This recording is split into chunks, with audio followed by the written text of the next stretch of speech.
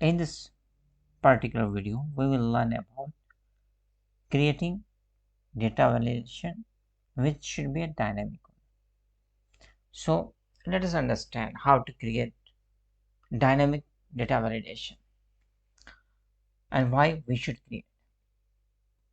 So in the first example, we saw that how to create data validation. So now you can see there are 5 values available. Now if I will put the 6th value here and we'll check, this option is not coming in the data validation. So this is a very worrisome thing that we need to change the list, means the range, every time whenever there is a value got added. And even when we delete some value, we can see it will show some ugly option like this. So to create and to decrease, we can use an option which we already know, that is table. First we will go in the insert option, then table, click OK. So I don't have any header, so I wouldn't check here, just click OK. Now I can see these values are available here.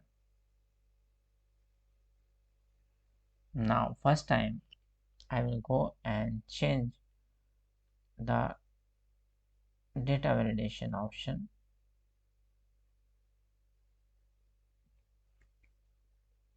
So let's suppose this is my original option and I got this option. Now let's suppose, you can see the maximum value is India, the last one value. Now let's suppose that I put some other country like China, and now if I can see here, China automatically gets in. So this is how dynamic data validation can be created. It is very useful. It helps us to save time, and it also saves us to create some error.